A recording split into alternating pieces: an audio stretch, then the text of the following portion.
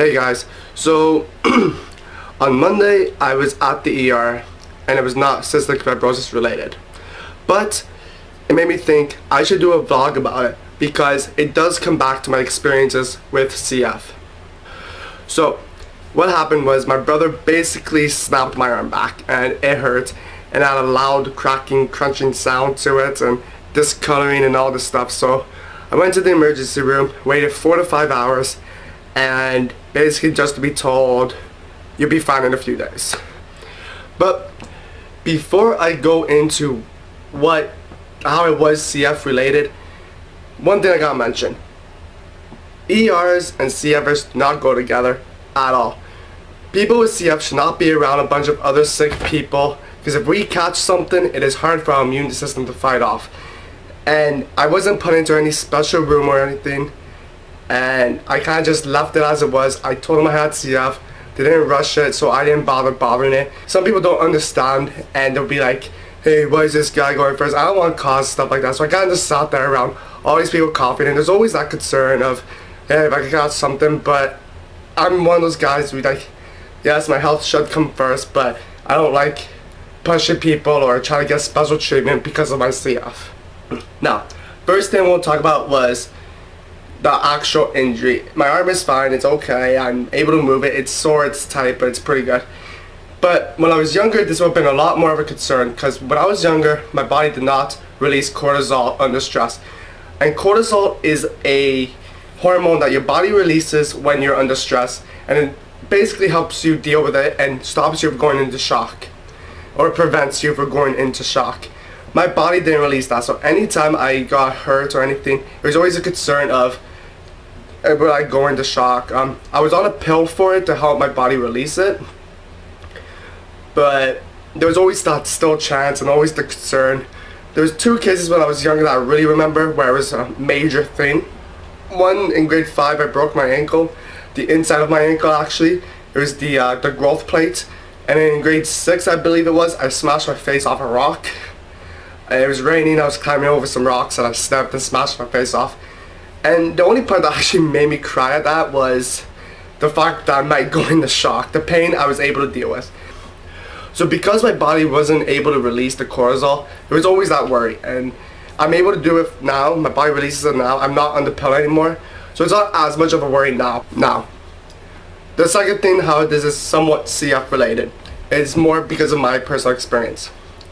So because I'm in and out of hospital all the time, or always there for hospital appointments or any other reason, when it comes to the CF, I don't like being there. I will not go there for any other reason. So basically, I won't go at all, unless I'm either forced to, pressured to, or I really think it's getting bad enough that I have to go. I usually try to wait it out, fight it myself, or just can't wait. Unless I think it's like necessary up to that point that I need to go.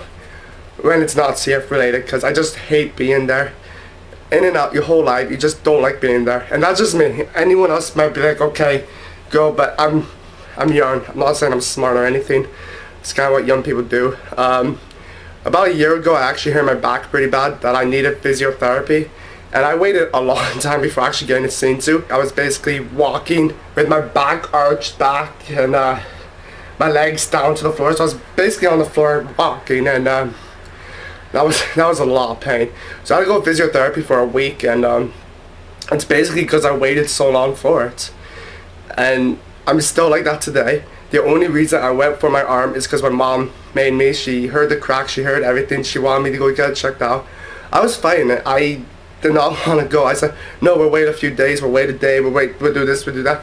And then my brother's like, you know what, that noise is pretty bad, go. So that made my mom fight me even more, and so I ended up going to wait 4 or 5 hours basically just to be told I'll be okay. So those are the kind of experiences you get with CF. You don't want to go to the hospital at all, and I know a lot of people like that to begin with, but to me it's mainly because of the CF, because if you're not there for one thing, you're there for another, and it's honestly not fun. You don't want to be there. And the second thing was, I don't know if a lot of other CFers went through this, but I know I did. And the cortisol was always a huge thing. In high school, in grade 9, I went to play rugby. I decided not to do it, but I did later on in high school. And that was one of the concerns. My mom wanted me to talk to a doctor before doing it. And then after all the whole thing, I kind of just backed out. But I did in grade 11 instead of grade 9. So that was something I had to deal with growing up at CF. Is I had to be so careful. Like, I remember in grade 9 in high school, I did a drama class, and one time my friend dragged me off the stage for a scene or whatever, and he wanted to be so careful because he somehow heard I might go into shock, so he was so careful, and I heard him talking to someone else. Oh, you gotta be careful, he has this condition, and whatever happens. Like, I don't like special treatment.